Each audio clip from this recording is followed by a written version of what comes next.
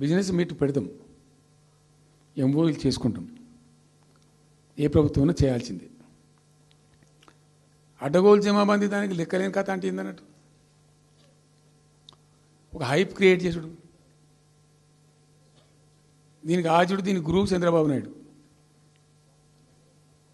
ఇప్పుడు చంద్రబాబు నాయుడు చెప్పిన లెక్కల బిజినెస్ వచ్చేది ఉంటే, ఎంఓయూలు సక్సెస్ అయ్యేది ఉంటే ఆంధ్రప్రదేశ్లో ఈపాటికి 20 లక్షల కోట్లు వచ్చి ఉండాలి.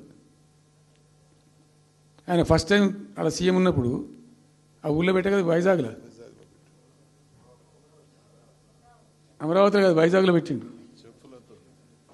వైజాగ్లో ఎవరు వెళ్ళి ఎంఓయూలు చేసిన వాళ్ళంటే వంట మనుషులు అని చెప్పిండ్రు. ఆ స్టార్ హోటల్లో బయట వంట మనుషులు, వాడు ఎవడ సప్లై చేసేటోళ్ళు, వాడు వచ్చి కూర్చోపోయి సంతకం పెట్టే పెట్టిండు వాడు పాపం. అవునా అండి, పాపులర్ అయింది అది. ఇప్పుడు మరి ఎక్కడ ఆ పెట్టుబడులన్నీ ఎక్కడ చెప్పండి. ఆఖరికి 10,000 కోట్లు అన్న రావాలి.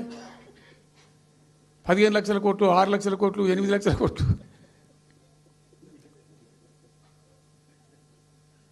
అయితే అప్పుడు తమాషా జరిగింది. ఈ భోపాల ముఖ్య